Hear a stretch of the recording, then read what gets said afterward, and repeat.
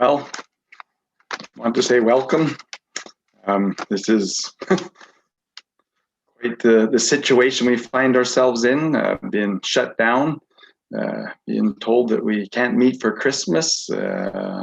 Didn't expect this, a few days back, our premier was saying, no worries, don't need to be concerned. We're not going to shut down. We understand how much problem this causes the economy, the pain that we've caused. There's just so much that we heard for so long. And yet here we are, pretty much in a complete lockdown come this Sunday, and it's disappointing. But I guess as I'm starting off here a minute early, just to kind of, I guess, let people come on and to see what's happening here. I have to say that this COVID is throwing a lot of curveballs at people. Some people it hasn't affected hardly at all, and it seems like those people that are calling for the shutdown more than anything are those with secure jobs. They have no problem. The paychecks are coming in. Life is good. And they just think that, wow, we got to protect the world. And this terrible coronavirus is going to kill everybody. And it's shameful to where we've got to. But I want to tell a little bit of a story about this evening. I was planning on having a bunch of guests. The first individual I had lined up, a renowned person who's become kind of famous here in Alberta, doing interviews other places around the world and out east. But he's received a letter from the College of Physicians, and he has to appear before them, if you can believe it, on the 14th of December. And his lawyer says, you really shouldn't be doing anything until you appear before the College of Physicians. He's very frustrated, but anyways, originally he said yes, but he had to back out. Had another individual set up, actually a remarkable couple that have done a lot of research and work on the coronavirus. One YouTube video has gone viral, and this was Karen who spoke at the Edmonton rally last week and read a letter from the nurses and their concern. And if you can believe it, they thought, and I had them lined up earlier this week, that the husband thought they were coming on Wednesday night. And anyways, they had another interview tonight and they weren't able to make it. And so second fall through because of Corona and what's happening. But then the real cat kicker came last night when my production individual who does all the IT, and I'll have a little story about IT here in a minute, but he's here to help me and to keep everything going. He called last night and says, I got some really bad news. And I says, oh, you got to be kidding me. What's happened? Anyways, his son is scheduled to be married later on this month. And they thought everything was good, but with this shutdown, they were told that if they wanted to have the ceremony or to even get married, they really needed to do it tonight. And so my production IT guy, David, who keeps everything going for me, he's at his son's wedding tonight. And so I am sitting here by myself with papers and everything else all around, hoping that things go well. And well, like I say, the technology doesn't get the best of me. And now I got to back up 30, 40, 50 years. If I could only have one animal, it would be my faithful Border Collie dogs. I love Border Collie dogs. They're intelligent, they're fast, they're eager, they're happy. I had one that was actually trained, and when I called her, she would smile, and it always made people nervous because she'd come up and she'd grin her teeth, and they'd say, "Oh, is she upset?" I says, "No, she's smiling. She wants you to give her a little scratch on the head." Anyways, if I could have a second animal, though, it would be my horses. I've just had some just phenomenal, beautiful horses over my lifetime, and really enjoyed going out, getting on my horse, having my dog at the side, and going for a ride down to the river, through the trees, up over the hills, into the mountains. It's just one of the things I just truly, truly enjoy and love to do. But it's always interesting because I had pretty lively horses, and I'd have my friends come out and they'd go to get on the horse, and I'd ask them, are you nervous around horses? Oh, no, I love riding horses. I says, well, if you're nervous, they're going to respond and they're going to dump you, because when you're nervous, they're nervous. Anyways, invariably, we wouldn't get, a half a mile from the barn and heading out in the field, and all of a sudden, boom, my my horse would buck the individual off, they'd be just mad and cussing at me. What are you doing? Why'd you give me the bad horse? And they'd demand to switch horses. And so we'd switch horses.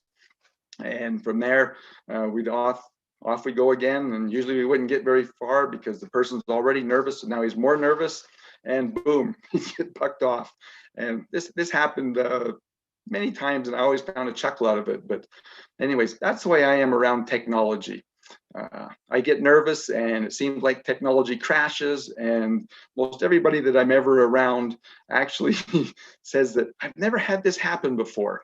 And even today, when David was here earlier setting things up and trying to do things 3 or 4 times, he just said, I don't understand. I don't know what's going wrong. But anyways, my love of technology often goes through into the computers and other areas and causes them not to work. So I sure hope that everything goes off tonight and that we can discuss the things that to me I'm so concerned about tonight and what's happening. And I guess to come full circle, the predicament that we find ourselves with COVID and our premier having this lockdown and saying that everybody has to miss Christmas is really disheartening, bringing tears to many individuals and grandparents who are looking forward to seeing their grandchildren and to see their eyes light up Christmas morning.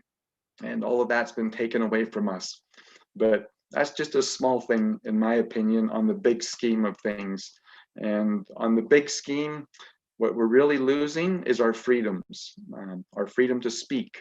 Going to talk about that tonight, and how we have just some world-renowned experts who have a different narrative, a different opinion, actual different experience, and probably more important, actual scientific data and facts and programs that they've run and trials to present evidence that goes contrary to the narrative, and they're being shut down.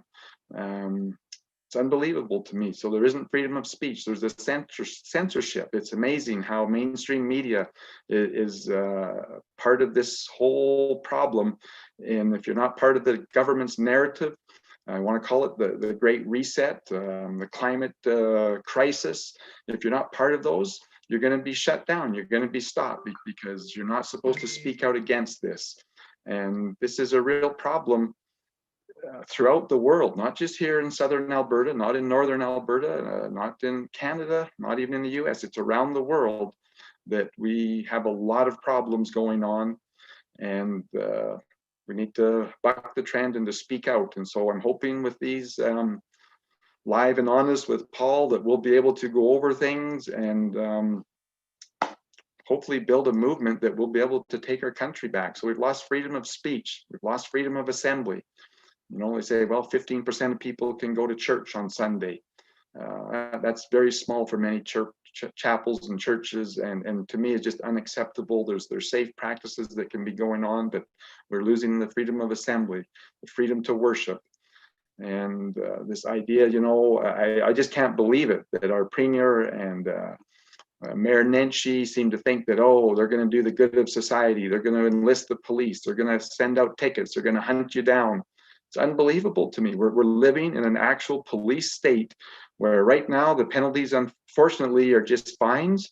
But boy, they passed it, you know, up to $100,000. That's pretty intimidating for most people, and we can't afford to go out and to do that. And so it really is a concern and scary. You know, what can we do and what should we do?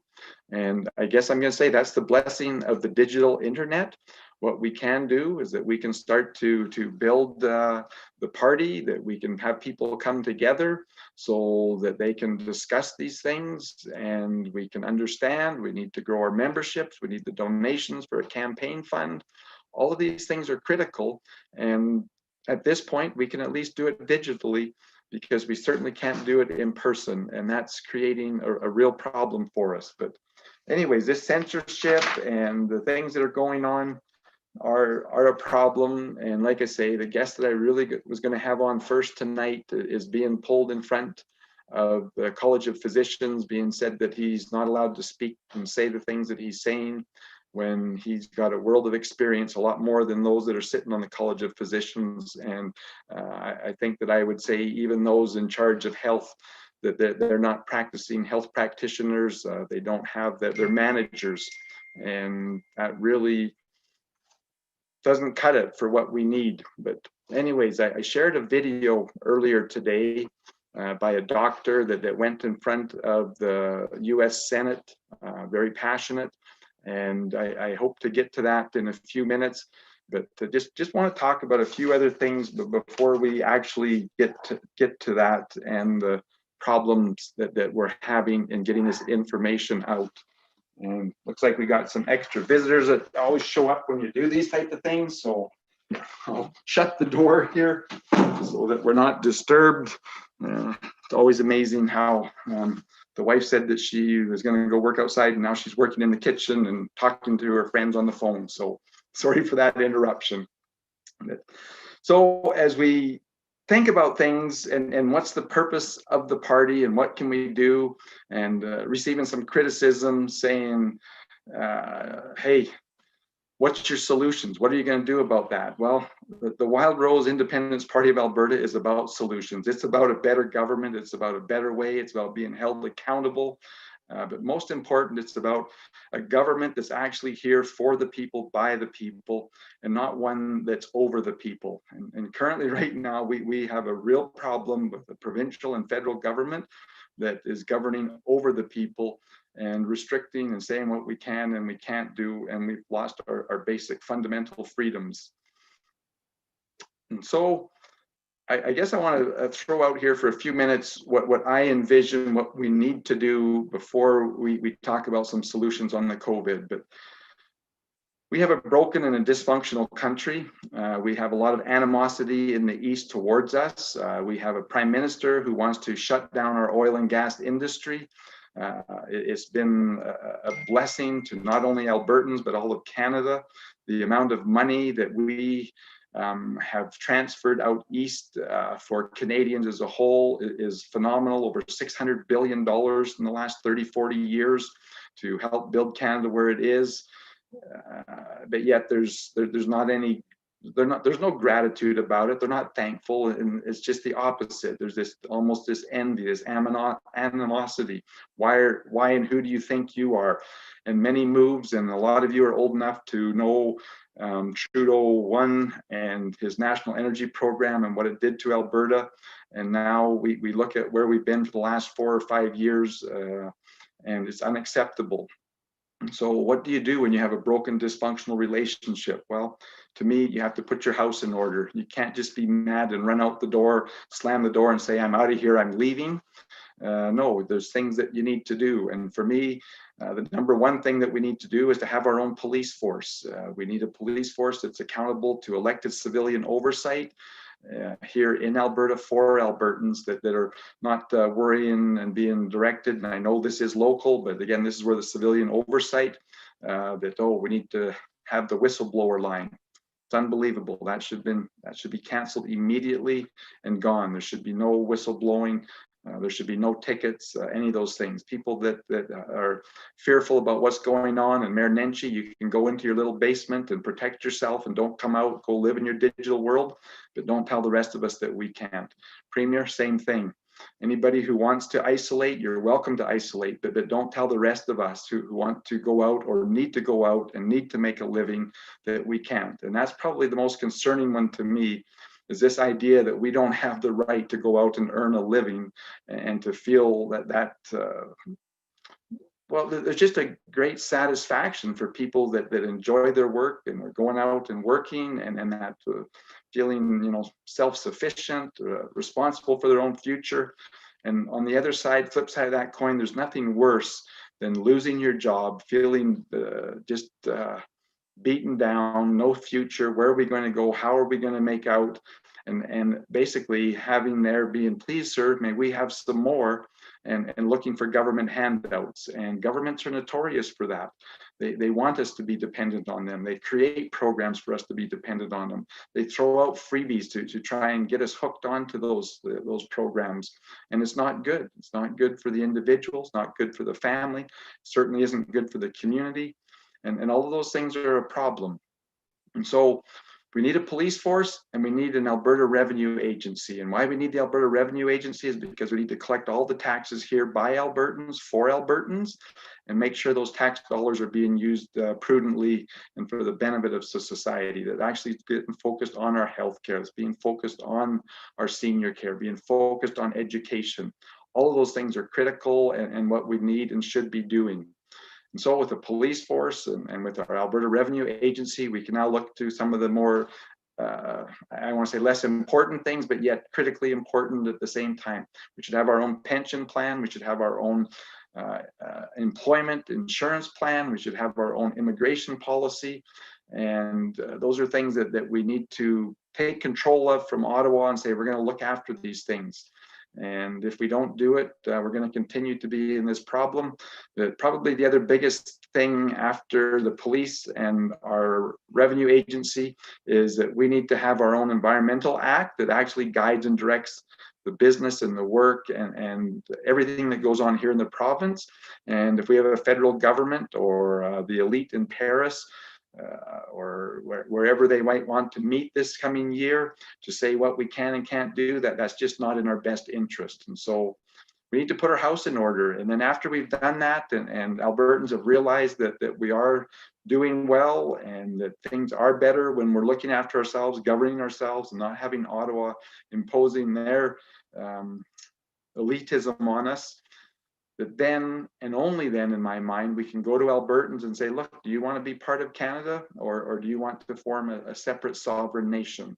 And for me, we can't afford to stay in this relationship, but I have absolute 100% trust in waiting and letting Albertans decide whether we're part of this country or whether we need to be a sovereign nation. But with that, I want to switch and go back to what really is concerning me today, and the most people throughout the world, is this COVID pandemic and what we can do about it. I've criticized the government quite a bit. It's really frustrating to me, the information they put out. I think the most important thing that should be coming out every day is the full gamut of all the information that they have. They should be telling us we've had 1,600 people that have tested positive with this PCR test. But by the way, PCR test has a lot of false positives. Could be 50%, could be 90%. And this is how many cycles we ran it. Not 25, 33, 41, but actually tell us what they're doing. More important, though, is what they should be doing with all of their tracing that they're doing is actually calling these individuals and asking them, are you asymptomatic? How are you feeling? We should be knowing where they're coming from. Are 80% of them in senior care facilities? Are 20% out in the street? How many children are being tested? All of these numbers should be coming out so that we actually feel some security in realizing who are the ones that are being hit with COVID, because the data is absolutely categorically pointing that it's those people that are 80 years and older, and those with pre-existing conditions are the ones that are at risk. 95% of Albertans that will come in contact with this will have very mild symptoms and will recover. 5%, absolutely, that they'll have increased problems. They might have headaches, diarrhea. There's a lot of problems, but probably the most prevalent that you hear people say is that they've actually lost their taste and their sense of smell. And I was actually talking to a doctor who's overseeing 6 senior care facilities, and he says it's one of the real problems when these seniors have lost their taste of sense and their taste of smell. They've quit eating, and this brings on their early demise because they have no more purpose. They don't want to eat, and they're sick. But it's been a real problem. Another interesting thing is I guess we keep hearing it over and over again, is how are we going to treat them? Is there anything that we can treat? And this doctor that I'm going to show a video here in a few more minutes went before the Senate back in May, and he says we absolutely need to switch and use corticosteroids in order to help these people. And at that time, all of the world was against it and says, oh, we can't use these corticosteroids. But yet we know now that's one of the number one things that we can do, is to try and reduce the autoimmune response and to try and reduce the swelling, because that's literally what happens is our body builds up the immunity and the mucus, and breathing is the problem. And talking to 2 or 3 of these doctors, it is just awful to see these people dying of loss of breath, and what they're trying to do to save them. And so with that, what I want to do is to show this video, because I think we'll go in and discuss it for a while. And again, cross your fingers here, and I sure hope that I'm going to be able to do this. And my screen isn't coming up to show share, which doesn't surprise me. What can I do here? And why is the sharing not coming up? Well, this is exactly the fear that I was having, just like those who are having the fear of of the COVID and other life-threatening things. That when I did it earlier, it came up, but right now it is not coming up. What can I do? Let's see here if there's something that I can.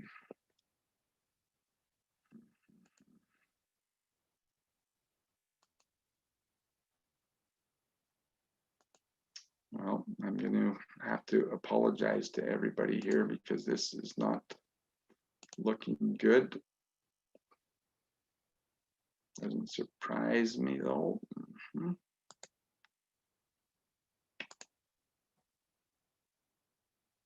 Well, we're going to try playing. I think I have to say this. I want to register my offense.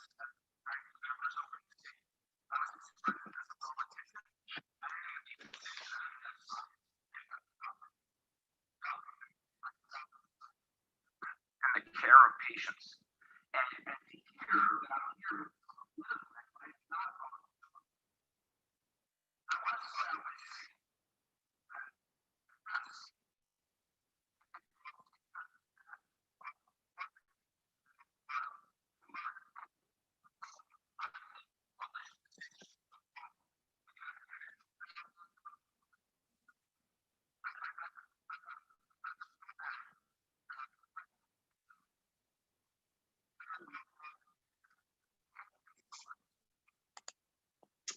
well, I apologize. Sounds like the video is not showing. And one of the tough things for me on this is the 20-second delay. So you go a long ways before, let's see here, exit minimize video. Is that gonna help me here?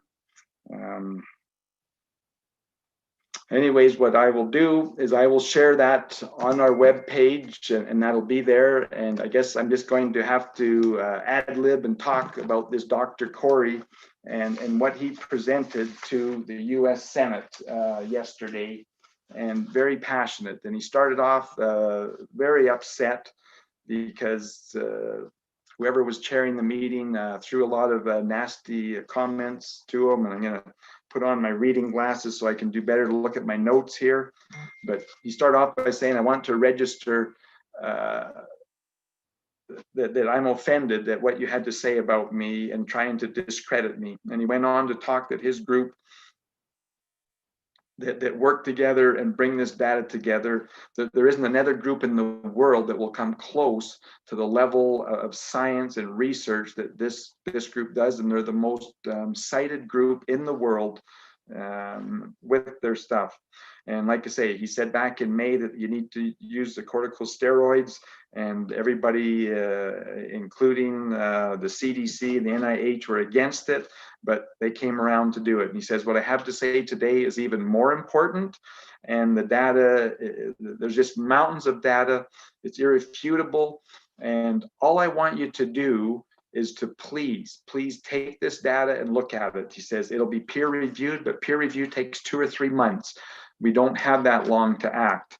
He talked, and he becomes emotional because he's working in these emergency rooms, having patients die every day, because when they come in, it's too late for him to help them and to see them suffocating and dying.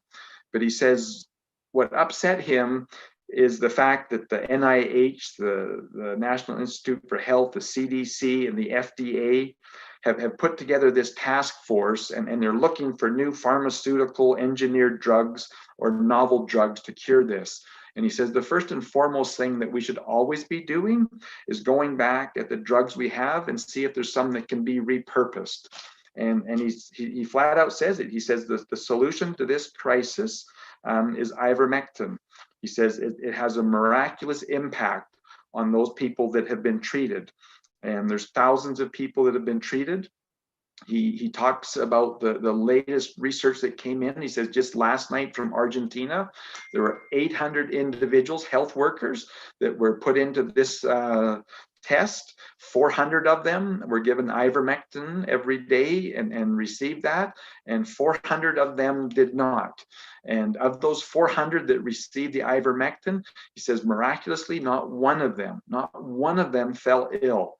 But of the 400 who were not treated with the ivermectin, 256 of those individuals fell ill with the COVID. And he says that this doesn't happen very often, but it has a miracle impact on the treatment, and more important, as a prophylactic or as a prevention of getting it. He says it's second to none. And he just says it's the most effective thing that he's seen. There's lots of other, drugs that they tried to repurpose, and including hydrochloroquine, which again had some efficacy, but not high enough.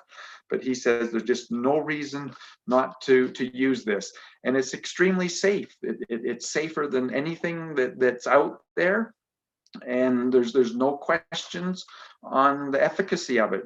But he's begging them, all I'm asking you to do for the CDC and the NIH is to review the papers that he had submitted to the Senate, and says we need to move on this, and we need to move it now.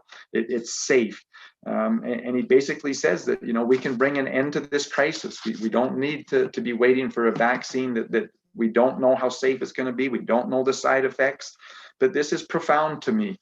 And I have to go back, because throughout my life, I've talked a lot about Dr. Marshall and Dr. Warren down in Australia and the Helicobacter pylori bacteria, which causes ulcers. And again, here's another classic case where individuals are speaking out against the narrative, against big companies.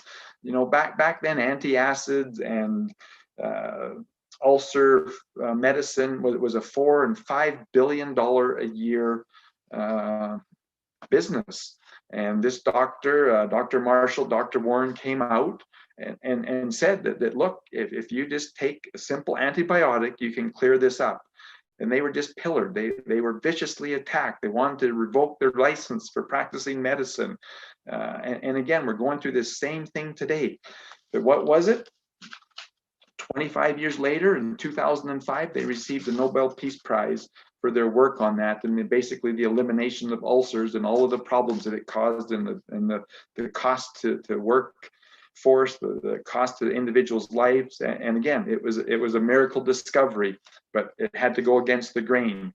And what's really interesting with ivermectin, it won the Nobel Peace Prize for humanitarian relief in 2015.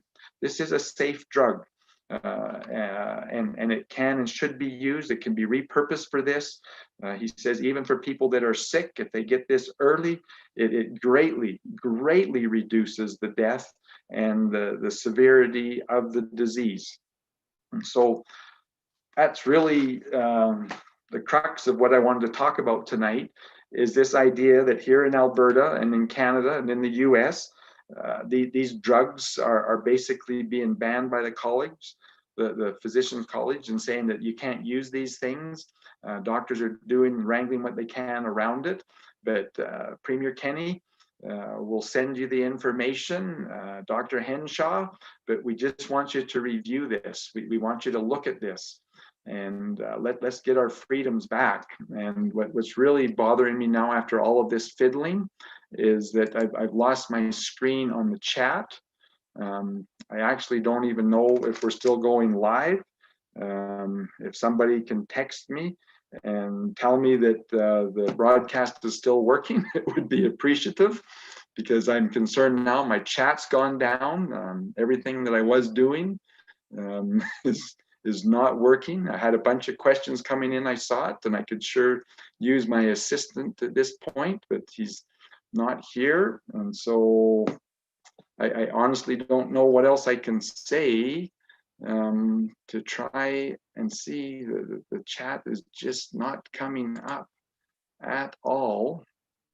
Um, Again, I'm going to try here. This is looking a little bit possible, but no, it's not not working here. Um, I'm getting some text now 20 seconds later saying that at least the um, video is still live, so that's encouraging. I'm not just talking into a screen here.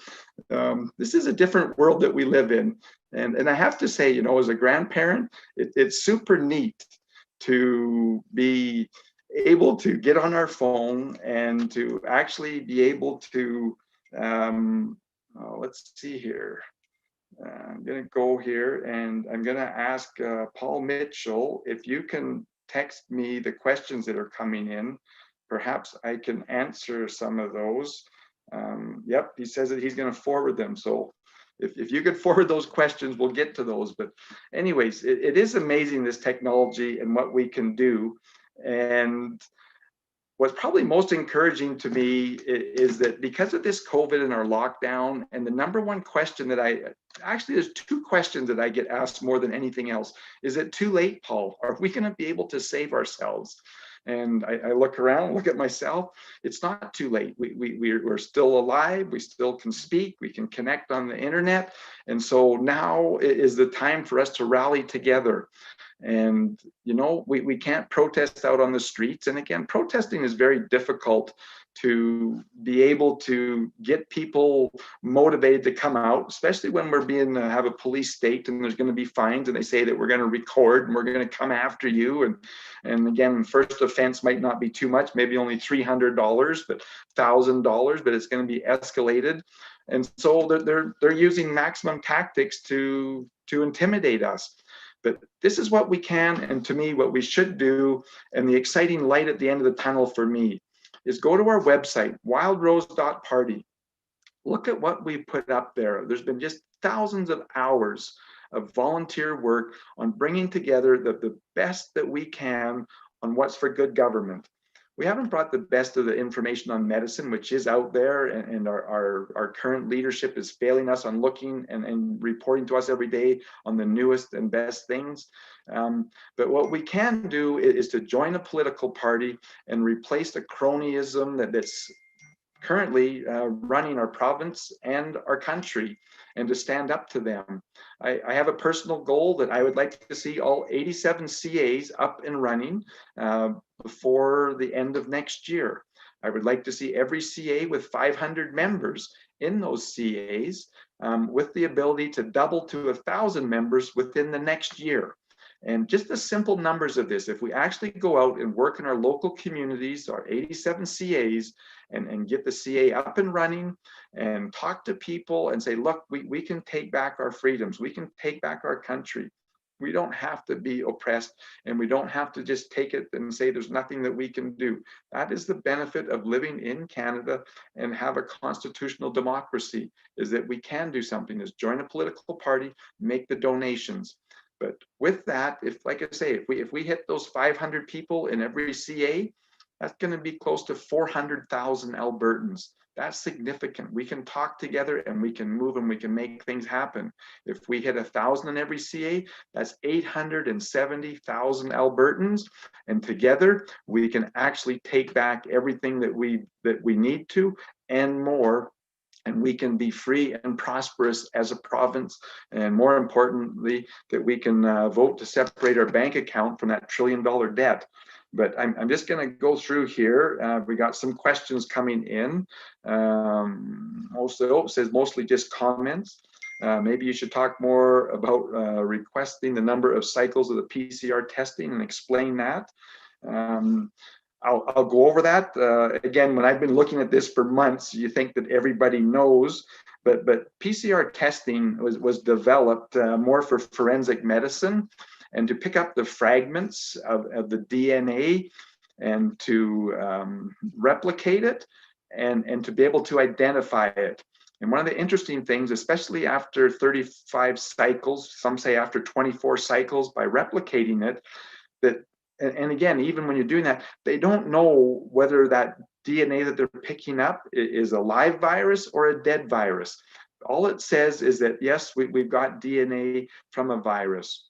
And I truly believe that another 6 months from now, when this is kind of passed and is over there's our, we have our T cell memories that we don't keep all the antibodies in our blood system and ready to battle everything that shows up. But we have the T cell and these memory cells that when this COVID virus shows up again, and realize that this COVID virus has been around since man began, and it just keeps, evolving, and we battle it back and forth. But, SARS-2 was a COVID virus, much more lethal than this one was, and we're able to contain it. But the bottom line is that there's other COVID viruses, and so we don't really know whether this is COVID-19 or whether it's a previous one with all of these cases. So bottom line, there's been many different studies that show anywhere from 25 to 50%. Some studies have shown up as high as 90% when you go past the 25 cycles. When you get up to 30 and 35 cycles of regenerating this DNA, that it could easily be a false positive. And so that's a real problem, and they should be telling us that every day, and they should be phoning and should be checking to see, are these false positives. I also want to go back because people say, what are the solutions? Well, we've spent over $30 billion here in this province, and for what? Our healthcare system has not been good. It's interesting that they talk now how it's overloaded, and that we can't have the capacity, and so we have to shut down the economy and everything that we're doing. And I found that interesting, Premier, that you kept repeating that we have to look after and protect the integrity of our healthcare system. No, the healthcare system is for Albertans, and with all of the money that's been spent, why don't we have a more robust system? Why didn't we buy some of those tents for $1.5 million and get them up if in fact this pandemic was going to be a pandemic? That we could have done a lot of preventative work and spent a lot of money in creating a more robust healthcare system instead of throwing money out, telling people you don't need to work, or like I say, the money on this PCR testing. I do realize that when we go back to March and the first 2-week shutdown to flatten the curve, and remember, that's what it was for, was to flatten the curve. And I guess it worked. I don't know, but as we started to learn into April, into May, and to realize that corticosteroids were helpful, but even back then, there was tests showing up, and there's no reason why we didn't have pilot projects going here and having double-blind tests with workers here trying these things. Vitamin D, zinc, vitamin A, all of those things are being tested and showing positive results in improving the lives of these people that were impacted. But bottom line, it just seems like we were sitting here as guinea pigs waiting to see how bad we got hit, but we couldn't do anything preventative, and we certainly couldn't create a more robust system that was there to help Albertans if in fact we had a pandemic. And the fact of the matter is what we should know and realize more than anything else: if a real pandemic hit us, there's nothing that we can do. We don't have the capacity in the hospital. We don't have our own drugs that are made here in the country. We're at the mercy of the rest of the world to hopefully be able to get them. And it's pitiful to me. And this idea of a central government, central healthcare, they're dysfunctional. They don't work. They don't allow for innovation. They don't allow people to try. And this idea that you have to shut down the system or to censor people that are speaking, it's just deplorable. It's just unacceptable and shameful that they want to do that. But anyways, enough about PCR testing. I hope that kind of answers the question. Let's see here. Talk about how only 11 otherwise healthy people have died. Yes, excellent point. Probably the most disturbing thing about all of this hysteria is the fact, and again, we'll be generous, whether it's 10 or 20, healthy Albertans have died since last March with COVID that didn't have preconditions. And who's to say that these individuals didn't have a weak heart or something? You know, I've heard of 2 or 3 young teenagers that are 16, 18 that have died out on the sports field that didn't realize that they had heart problems. But we've only had 10, 11, maybe up to 20 Albertans have died in this 6, 7, 8 month period, when on an average here in Alberta, we have 2,000 deaths a month. What about all those other deaths? It's interesting how, again, especially in the States, how so many people are dying of COVID. No, they probably died with COVID, but they're saying they died of COVID. Big difference. That should be found out. We should know. I know that there's individuals that do the coding in the hospitals here. And again, they're not allowed to speak out, can't go public, but there's a real concern on the data and how we're coding the individuals that are dying. You know, it's shown over 80% of those that have died are over 80 years of age. They have comorbidity issues, which means they were actually dying. As I said, I spoke this week to a doctor who oversees 6 senior care facilities. And he says, yes, Paul, we're losing patients 3, 4, 5 weeks earlier than what we should. He was in tears when he talked about an individual 61-year-old man with a tumor who was going to die here probably in the next 3 or 4 weeks. But individuals came in, visited the neighbor, and this individual's got COVID, and he was in tears having to go in and to sedate this individual who is dying a miserable death short of air and doing that. This is real. I don't for a minute think that I'm underestimating the severity of this disease, of those people that are getting hit. But the fact of the matter is, and the Great Barrington Declaration has talked so much about this, is that the rest of us should be carrying on our lives. The damage that's being happened to people mentally, emotionally, physically is going to be long-term damage. It's not going to be easily reversed. And that's not talking the economic damage and the struggles that people are having. But we really need to get a grip on this. We need to have the information from our health officials, and they need to tell us what's really happening and stop sensationalizing and scaring everybody and acting like these kids are going to die if they're going to school. It just, yes, there will be a few. It always is. How many are going to die getting run over crossing the street? There's thousands that are dying. But anyways, we need to bring it back into perspective. We need our premier and other ones to realize this. Ask, what would you have done differently than the UCP to this point in time? Well, the first thing that I wanted to do, and going back into May, hydrochloroquine. They should have been doing some tests on that. It's another repurposed drug that was having some positive effect. Some of the reports I've read since then, you know, only about 40% efficacy. So 60% of the people it wasn't helping. Vitamin D, I actually talked to this doctor and he says, yes, they're giving 2,000 international units of vitamin D to all of the people in the facility, except for those that really are at end of life. And they have to choose how many pills they can actually give these individuals, because you just can't overload them with pills. And actually one more vitamin D pill, but when they're in the last 2 or 3 weeks of their life, they didn't think that was important. There's no reason that they weren't doing the research and early on realizing that our kids could remain in school. We pulled them out, we've kept them out. It was just wrong. The research was there, but for whatever reason, it seems like elected people around the world felt like it was their calling, their duty to shut the world down, to keep us all safe, when in fact the damage being done by the shutdown far exceeds the damage of the disease. I really believe, like I say, that they should have been doing some trial runs in the different areas.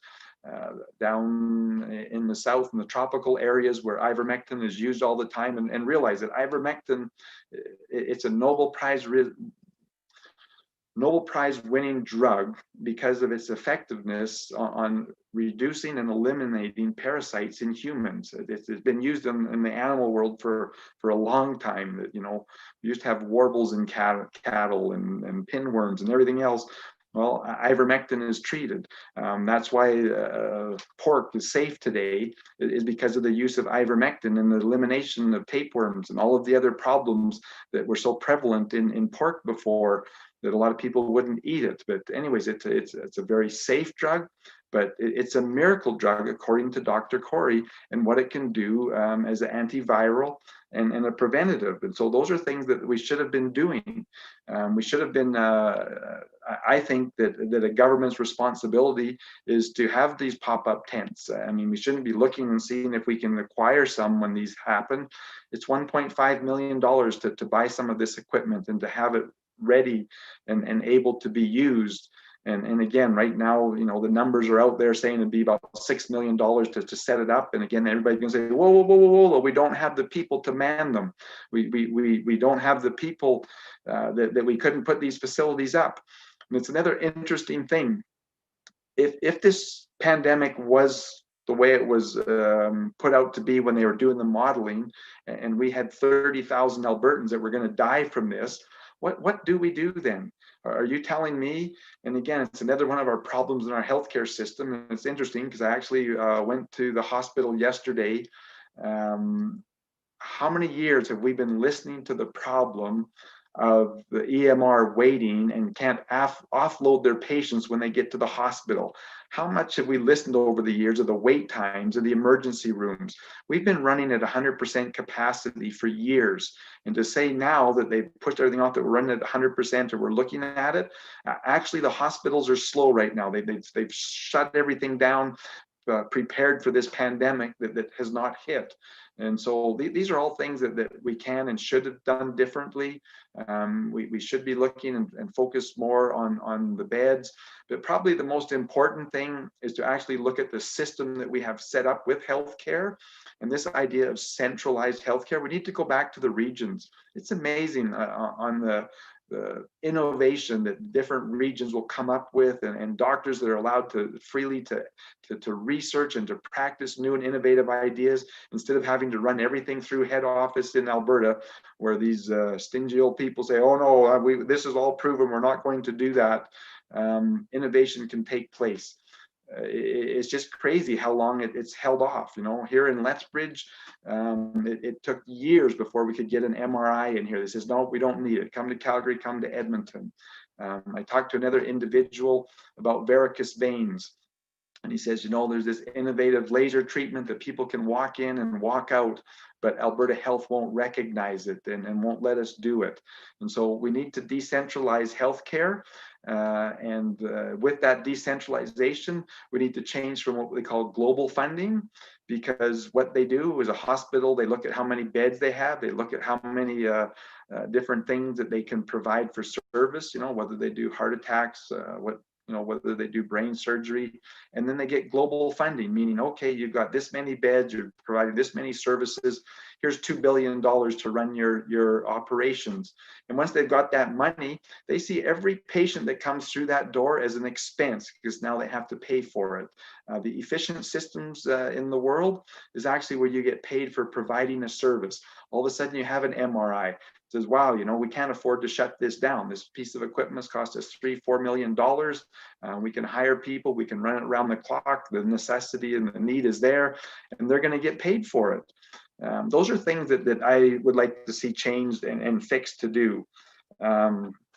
Here's another question. There's a comment about John Carpe's court case here in Alberta. Do you have a comment? Yes. Thank you, thank you, thank you for individuals like John Carpe and James Kitchen and the Justice Center. Boy, oh boy, in our messed up system, we need fighters, freedom fighters like John and his individual and his lawyers that are there. They're one of our few hopes of challenging this government and actually bringing the facts to the table and moving forward. And so again, you know, We need to support these groups that are working. Look up the Justice Center and the work that John Carpe is doing. We should all be grateful and contributing what we can. Look at the Wild Rose Party, contribute there. But we need to be funneling the money to where it's actually working and protecting our freedoms rather than stripping them away from us. Let's see, a real concern is the amount of suicides. They don't even talk about them. Interesting, because the report, was it yesterday or today, came out and said, oh, suicides are actually down. Well, I wonder why. Is that because it was up the previous 3 months and those that were hardest hit and most depressed have already gone there? I don't know. I haven't done a lot of number crunching and been looking up the suicides. I do know the anomaly, and John Carpe has shown this, is that probably the most interesting one is the fact that the number of strokes have gone down this year. But yet, if you look at a long-term chart going back 20, 30, 40 years, strokes have been very, very consistent. But now all of a sudden with COVID, and again, we've seen that, oh, there's no influenza, no flu deaths this year, it is dropped off. And again, the numbers have been shown in Statistics Canada that we've actually had a reduced number of deaths in 2020, a reduced number. And I can't remember, what the numbers are, 17,000 people a month dying on average, but it's been reduced. How can it be a pandemic and people are dying from this deadly disease when there's actually fewer people dying? These are all problems that are very frustrating, again, where they're twisting the numbers and not doing it. But the saddest of all, and again, I did see someone today who said their friend lost their son. I can't remember whether he was 25 or 35, but it was the fourth one in their community. These are devastating events that they'll have an impact on that family and their loved ones and the children for the rest of their lives. And it's not necessary. There's no reason for this shutdown. And so even if the suicides aren't down, the ones that have been caused because of this shutdown and because of this fear mongering on COVID, it's borderline criminal, in my opinion, on what's happening here. Is the Alberta government restricted in what they can try different treatments by Health Canada? You know what? This is one of these problems. If they are, we need to stand up. Healthcare is a provincial issue. And I'm sorry that I'm getting a little bit worked up on this, but the federal government, they just don't have a right to step in on that. And I know that, yeah, all the drugs and stuff have to be going through Health Canada to be given the okay. But the fact of the matter, ivermectin is passed. It's being repurposed. Hydrochloroquine is being repurposed. These are things where people should be allowed to try and see and be innovative and do it in a safe way. They know how to do it. It's interesting when you look at all the breakthroughs, warfarin, I mean, it's rat poison, but the doctor's wife who was dying, I can't remember what year and the name of this individual, but he didn't know what else to do because she was having clots and she was going to die. And he knew that this warfarin, that's how come rats die, because they bleed to death, internal bleeding, their lungs would rupture and they'd bleed out. And so he practiced on that. I know it's unethical today and we can do a lot of different things, but when you look back historically at the innovation that has happened, it's because people, their lives were at risk and they had to do life threatening trials in order to try and save somebody. And even today, I mean, a lot of the trials that are going on, these are people that have nothing to lose and say, yes, please try that on me. And to try hydroxychloroquine or to try ivermectin, these are safe drugs that are being used by thousands of people. And there's just no reason to not try these things. But no, we should absolutely ethically try different things. Comment, less management, more frontline workers.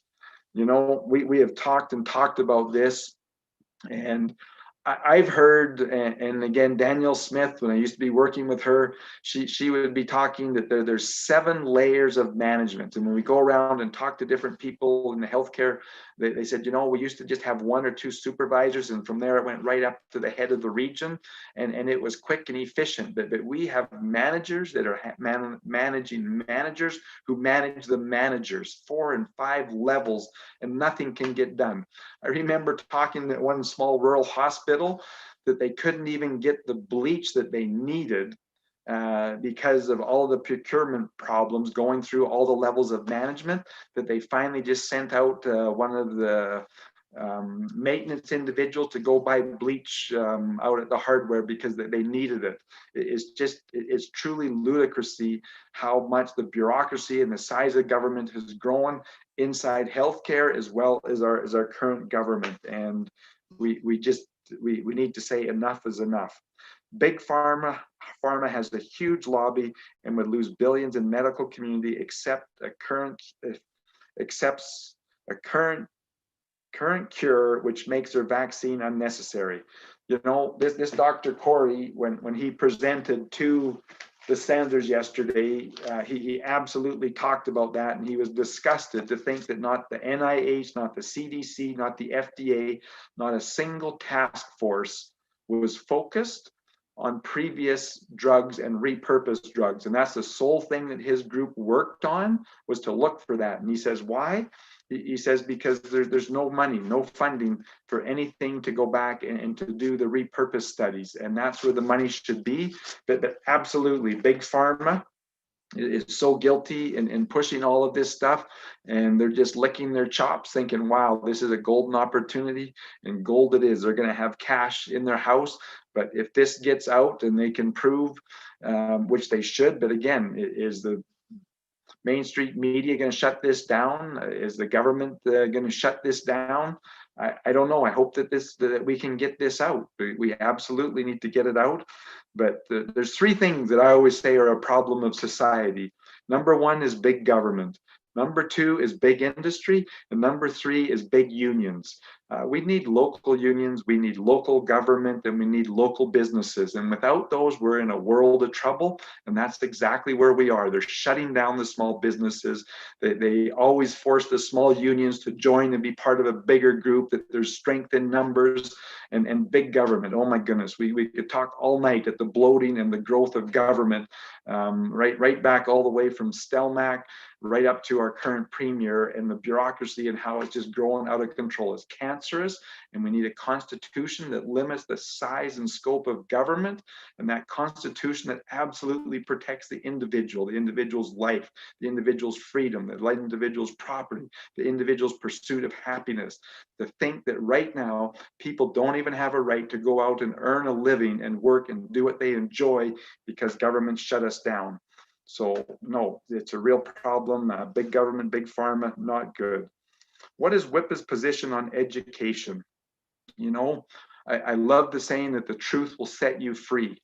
Education is critical for our children, but what is more critical is the freedom to educate and to explore and to learn, and not have the propaganda of, I want to say, the elites saying this is what you need to know. Critical thinking, to be able to assess. And that's what we're trying to do, is to get the information out there for people to read. This idea of censorship and stopping people from learning and reading about that, saying, oh, it's for your safety, that this is quackery. If we're educated and we know how to read and understand things, I think that each and every one of us deserve the full and truthful information, and not guarded information. And that starts with our children. A lot of the schooling and this new math and again, whole language, that our kids have been used as guinea pigs. And I'm going to say that we need to go back, just like we do with the healthcare, and the funding needs to follow the service and something provided. It should be the same with our children. These different schools that have come up and started, the private schools and the special schools, whether it's for dance or for band or for hockey, we have some, I think, baseball. There's some different sports schools, but there's also, the different schools, engineering schools. There's just lots out there, and we need to be more innovative. And I think that this is actually a turning point where we might actually start to be able to have some teachers that are just awesome to put on online tutorials and allow every child to learn. One of the more interesting things that I read in the last couple of years is on this education, and this fact that, no, we should learn an actual section and learn and pass it before we move on, because we're passing on too many kids that learn something 50, 60%. Oh, that's good enough to go forward. We all learn at different states, and we all have different things where we're excellent at learning on, and we could actually accommodate. And again, just like in medicine, how they're trying to develop specific medicine for the specific individual, we should be able to be innovative enough for our children. And when one student has trouble with algebra, but trigonometry isn't a problem, they can spend more time till they actually learn that unit and then come on. But we need to actually focus and teach the reading, the writing, the arithmetic, the critical thinking, and not so much propaganda and rewriting history. And it's just appalling to me how many young kids and stuff think that China is some great place because our prime minister thinks, oh, if only we could be more like China, if only we could be more like Cuba. And speaking of China, it's just absolutely criminal that we have the Chinese Communist Army practicing here on Canadian soil. Unacceptable that we're allowing them, and all of the work that they've been doing with 5G and the embedded plant microchips that are in there, to think that we're still wobbling back and forth on whether or not going to use them, when most countries, and again, we'll get disconnected from the US if in fact we allow Huawei into our system. It's just wrong. But anyways, so education, we need to focus on our children, and it needs to be real education, not propaganda. Government needs to be more lean on all levels. So much waste. Absolutely. It's a real problem, that the growth and the size of government. And again, government's notorious for this. They want to make all of these promises to get elected. Oh, if you elect us, we're going to do this, we're going to do that. I'm one of these believers that what a constitution needs to say is tax freedom day is March 1st. That the accumulated taxes of the individual in a country can't be more than 25%. That's it. Because of our massive debt, I would say, well, right now we'll have a taxation up till April 1st, or 33%. No joke, April 1st. And limit it to that. That would actually allow our economy and our engine to get going. But we absolutely need to go back and reevaluate the role and the purpose of government, and to get away with this idea that somehow the government can rob money from one industry and give it to another one, and to pick winners and losers. Corporate welfare is unacceptable and needs to be deleted. But I see we've come up to 8 o'clock on the hour. I'm just going to answer these next two questions, but it's been a great evening. I hope this has been informative to everybody, and that we can go back and review it, and that you'll look on our website and find the connection to Dr. Corey and his presentation to the Senate. But how do we get our narrative out, given the state of the left-leaning mainstream media? This is how we do it. And I just want to say that the most important thing that we can do is to talk to one another, talk to the people we know, and to get involved, reach out to the party to find out if there's a CA in your area. But what we need to do is people need to go to the website, look up wildrose.party, click on it, buy a membership, donate what you can afford to donate, and do realize that you're only allowed to donate now $4,243 in a year. But do realize if you were to donate $200 today, that 150 of that will be a transfer of the taxes that you pay to Alberta will come to our party. It'll only be $50 out of your pocket. That if you were to donate $200, yes, it would come out of your pocket today, but when you file your taxes, you'll get a $150 tax credit here in Alberta. If you can only afford $50, that'll be a $37.50 tax credit. But please donate before the end of the year. We need to develop a war chest for whether a by-election comes up, or the fact that we only have 2 years left and they limit the amount there. But we need you to buy a membership. We need you to talk to your neighbors. We can grow our numbers online, and we can be a force. We want 87 CAs. We want 500 members in every CA, and we want those 500 members to each donate $10 and have $5,000. But this is critical, and this is what we can do, and we can show and take control back from Jason, from Justin, and put our house in order. But we need to do that. Please join your CAs. That's what it says here. But anyways, the point is that we can take advantage of this COVID. We can do some research on what good government is. Go to our website, look at our policies. There's been a lot of work there. And to me, this is exciting. We're at the bottom of the hole right now, but we're building a ladder for each and every one of us to climb out. And we can do that by standing on each other's shoulders. We can get out of this mess, but we need to do it together. I'm excited that we actually have an option, because without the Wild Rose Party, I have to admit, those people that aren't aware of this, it is depressing. How are we going to get anywhere? What can we do? But may God bless each and every one of you. I look forward to it again next week, and send in your questions and whatnot. But thank you. And again, please tell your friends, family, and neighbors about this. We can and we will get through this. And look up the information on ivermectin. It, according to Dr. Corey, is a miracle, has miracle benefits. But thank you, and good night, and enjoy yourself this weekend the best you can in isolation.